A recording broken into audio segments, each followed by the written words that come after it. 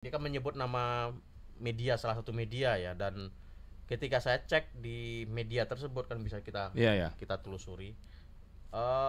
Fotonya ada tapi judulnya ini nggak ada gitu.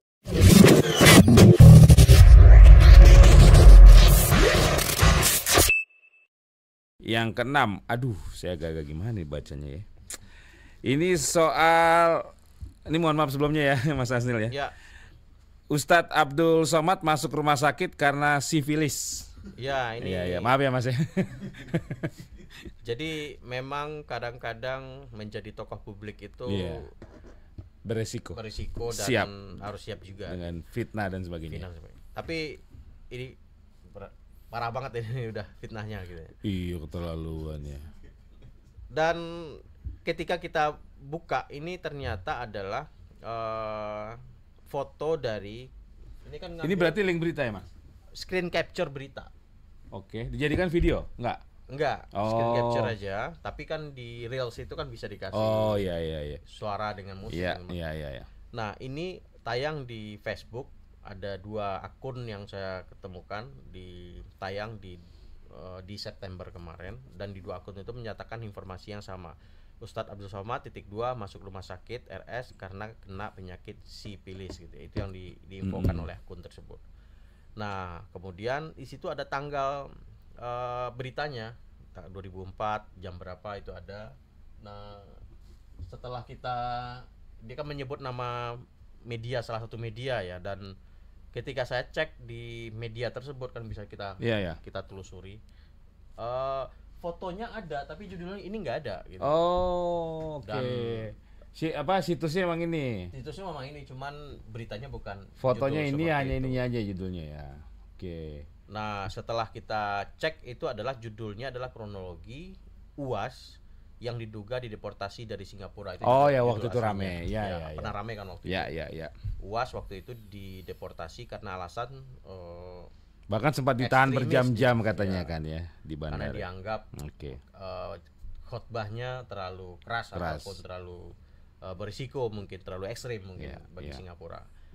Nah, foto yang ada di screen capture ini diambil kemudian diganti judulnya. Oke. Nah, ini tayang di Facebook dan sampai tadi saya cek itu masih ada. Masih ada ya. Mas, ada informasi nggak mengenai background dari pemilik akun ini, si Arzelianox ini? Bisa kita spill, dia memiliki follower 159. Dan apakah memang sering membuat postingan-postingan yang ya seperti inilah ya, untuk menyudutkan ulama atau tokoh agama begitu? Benar. Dia banyak memproduksi konten yang itu menyudutkan kelompok Islam, agama tertentu, mazhab tertentu atau mazhab tertentu ya. Dalam agama itu kan ada juga yang kelompok-kelompoknya, golongannya ya. Dan dia banyak memproduksi konten-konten seperti itu. Memang ini tendensius sekali ya, dan mengarah ke fitnah ya. Oke, baik Mas Asnil, kesimpulannya untuk berita atau isu Ustadz Abdul Somad masuk rumah sakit karena sifilis? Hoax. Oke, hoax ya pemirsa ya. Kita doakan terlepas ini berita yang bohong atau fitnah, kita doakan selalu Ustadz Abdul Somad selalu dalam keadaan sehat. Amin. Oke. Yang terakhir, yang ke-7. Ini menarik karena menyangkut kepentingan publik juga Mas sebenarnya ya. Kepentingan umum, kepentingan banyak orang. Ini mengenai berita atau isu soal hindari pasta gigi fluoride. Ini baca apa nih Mas Asnil? Fluoride ya. Karena menyebabkan penurunan fluoride. Oke, karena menyebabkan penurunan IQ. Oke, monggo Mas Asnil. Kalau dia pakai fluoride itu apa ya? Pemutih ya? Pemutih gigi sama kalsium gitu. Iya, oke. Kalau si anak itu pakai fluoride-nya 1 truk ya, saya yakin bisa. Kebayang enggak? Truk yang panjang lagi. Di sini tidak menyebut berita, tidak menyebut brand ya Mas? Nggak ada menyebut brand. Jadi Nah, ini kira-kira narasinya seperti ini. Ini penting banget, apalagi yang punya bayi atau anak kecil. Fluoride itu udah terbukti bisa menyebabkan penurunan IQ di anak-anak. Ini lawsuitnya, dia disebutin ada sengketanya yang dimenangin di US. Jadi mau nggak mau pemerintah harus bikin regulasi buat mastiin fluoride ini nggak masuk ke tap water di sini. Jadi jangan sampai itu digunakan lah. Tujuannya seperti itu gitu. Dan ini ditayang di salah satu media sosial X ya. Oh, di X nih Mas. Di X dia mengunggah cuitan dan dia minta hindari penggunaan pasta gigi yang mengandung fluoride tersebut. Nah, tapi nggak dijelasin fluoride-nya berapa banyak, 1 ton, 1 truk gitu kan. Nah, tidak ada penjelasan apa secara medis ya Mas ya. Nah, di sini kan dia nyebut ini nih. Ada dia mention salah satu laman di National Library of Medicine ya.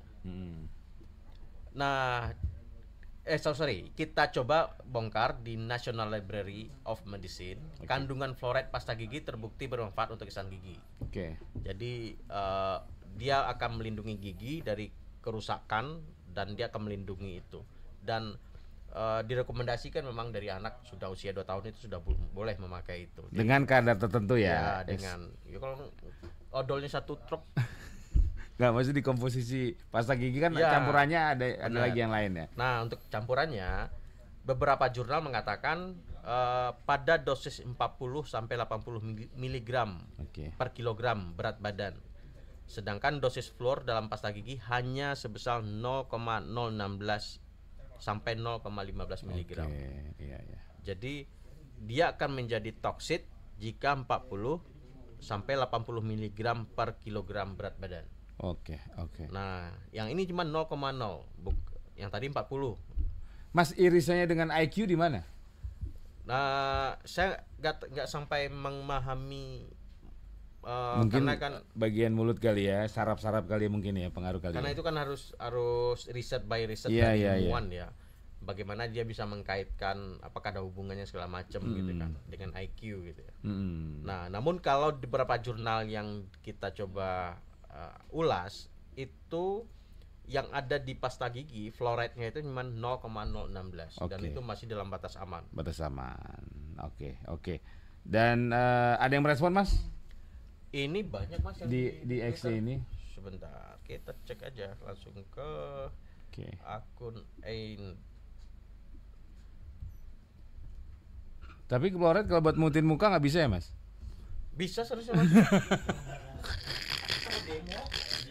Skincare mahal Pak.